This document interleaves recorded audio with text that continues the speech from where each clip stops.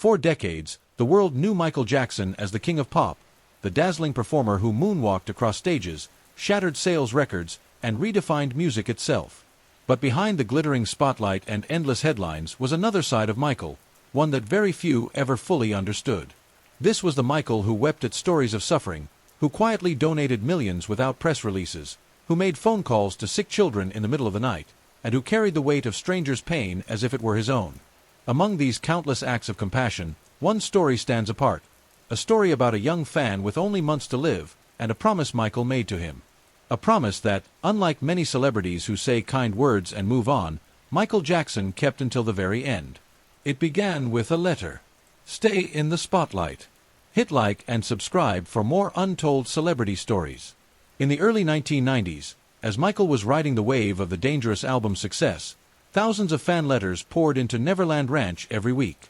Some were adoring notes, some requests for autographs, others deeply personal pleas. One particular envelope, however, caught the attention of a staff member tasked with sorting the mail.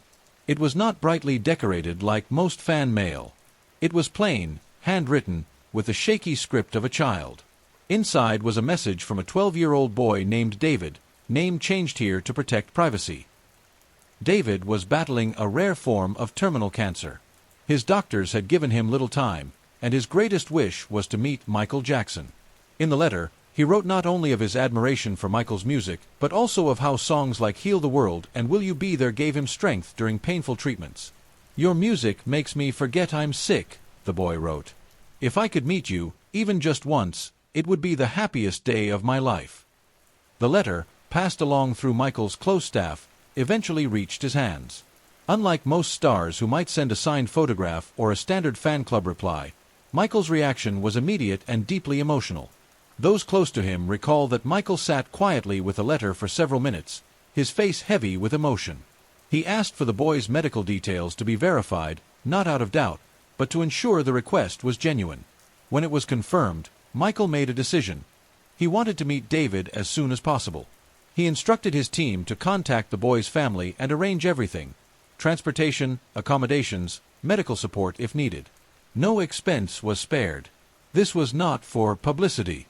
In fact, Michael insisted that no press or cameras be involved. "This is just for him," he reportedly said. "No one else needs to know."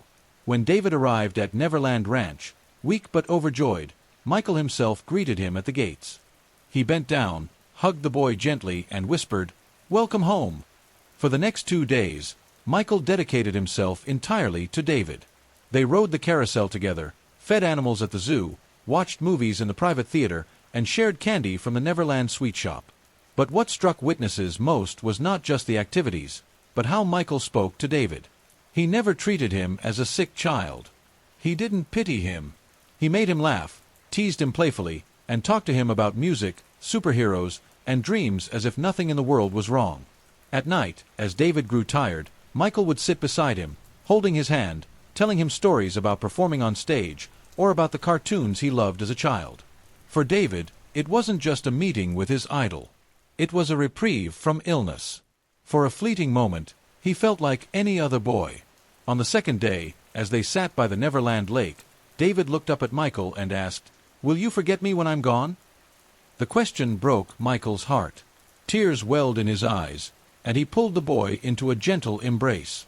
"I could never forget you," Michael whispered. "I promise you, as long as I live, I will keep you with me. You'll always be part of my heart."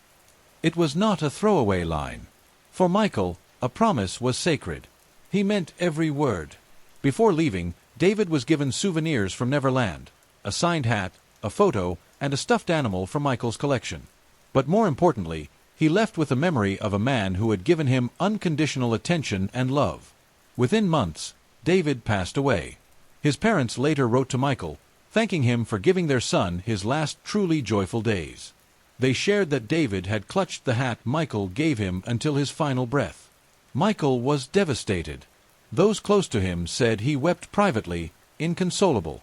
Many years later, when asked about his connection to fans, Michael often spoke about sick children, without naming names, and how he carried their memories with him. It is said that in one of his private journals, he wrote the initials of children he had met, including David's, alongside prayers for them.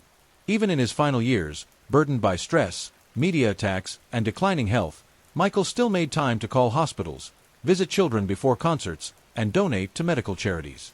He told his staff more than once, "Promises must be kept. Always. Especially to children." What makes this story remarkable is not just Michael's kindness, but his consistency. For Michael, these moments were not publicity stunts. In fact, he often went out of his way to ensure they stayed private.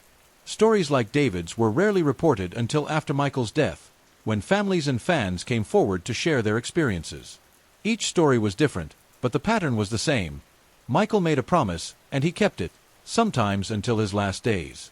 David's parents, years later, would say, "Michael gave our son more than a meeting. He gave him dignity, joy, and the feeling of being seen. He kept his promise. And we will never forget that." Michael Jackson was many things to many people: a superstar, a cultural icon, a controversial figure. But to children like David, he was something much simpler, and perhaps more profound: a friend who kept his word. In a world where celebrities often make gestures for cameras, Michael's promise to a dying boy, kept with humility and love, stands as one of the clearest windows into his true soul. And maybe, in the end, that is the part of Michael Jackson the world most needs to remember. Not just the king of pop, but the man who kept a promise until the very end. Thanks for watching.